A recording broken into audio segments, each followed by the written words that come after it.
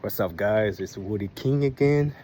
So on this service order, we have the doorbells offline because the transformer, the transformer that comes to the house, probably blown out. Okay, so as you can see, these wires are usually short.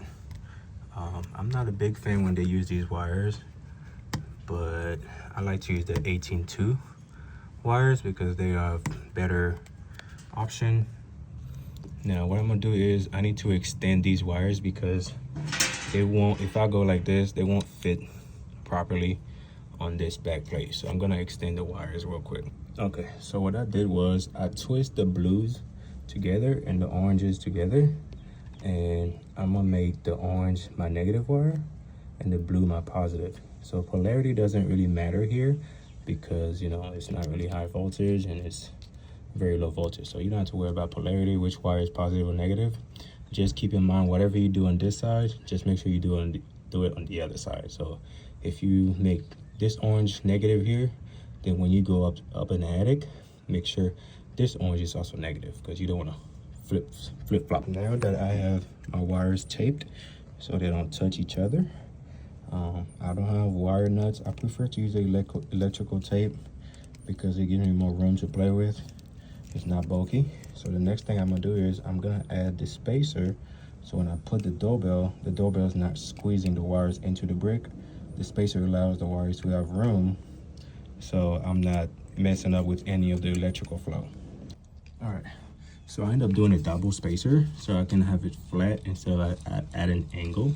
So now I'm just gonna put, it's kind of hard, tricky doing this with one hand. So let's see if we can get this done here. Put this in here, and then put this right back in here. Boom.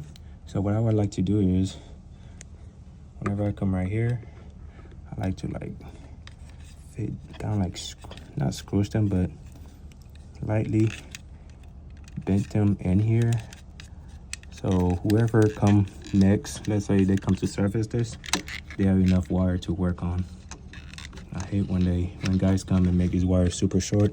You have to do all these again. So leave some room for the next guy. Now I have the wires, and I am going to the attic so I can extend the wire directly like I showed you guys. So let's go.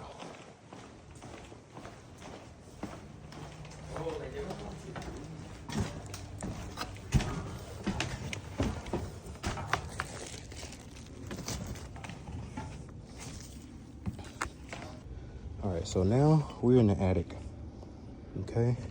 And whenever you're in the attic, quick tips, make sure you are stepping on the actual studs, not just the mushy cloud that you see here, because you will go through. Even these, like you can see right here, it's mushy, so I stay away from that area. I'll look where the stud's at.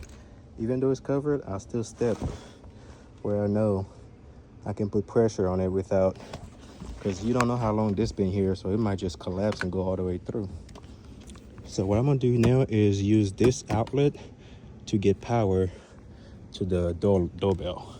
The reason I'm doing this way instead of swapping out the previous chime box is because I am not a licensed electrician. I'm more of a low voltage tech.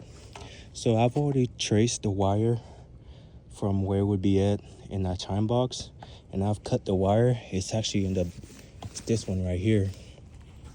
So what I'm gonna do now is clear me a path, because I clearly want to see where I'm stepping. Step here, make sure you got good footing. I'm gonna remove this out the way so I can have more room to play with the wire. Okay, I think the wire is under something. So what I'm about to do is the same thing I did outside. I'm gonna strip this wire.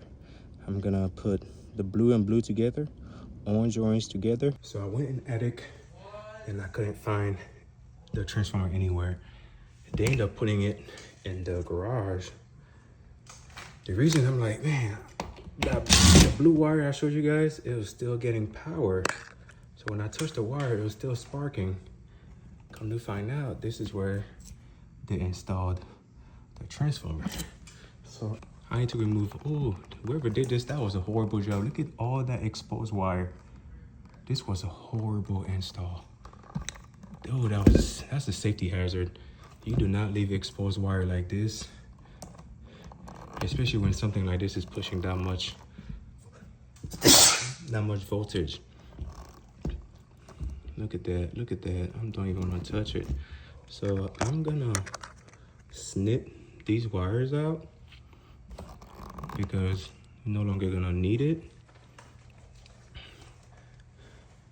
And I turned the breaker off for this already, but still take precaution because electricity don't just disappear. There can still be some current. So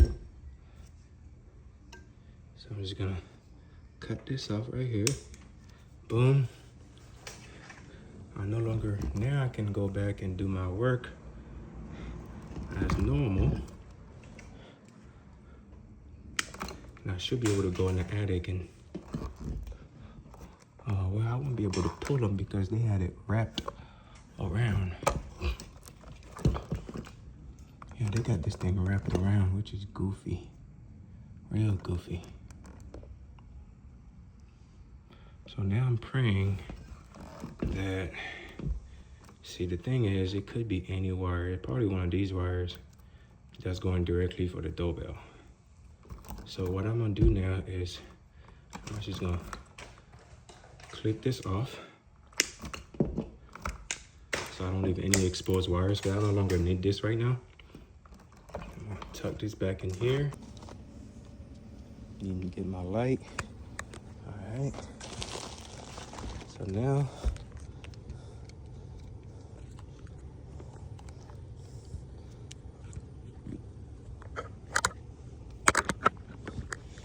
we have light camera action.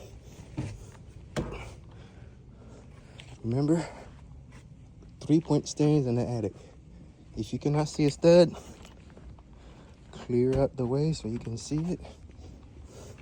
Step, step, step.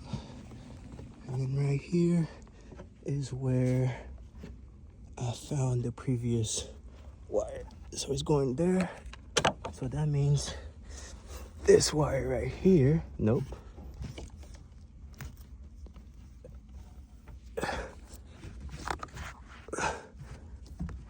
So this wire leads in here. I don't know if you can see that well. And put my lights right here so you guys can see where I'm digging at. So, yep. So this the other wire I was looking for. Yep. All right, so I done found the doorbell wire. Again, remember what I did on the front? I did the orange negative and the blue is positive. Again, this is like a bridge, right? So you want to make sure the flow stay consistently, because if I switch it right here, then once the electricity get right here, it's gonna get confused. So that's why you keep it together. I'm sweating right now. All right, so now let's go back to the front. Oh shit. Fuck. Literally almost fell through a fucking headache.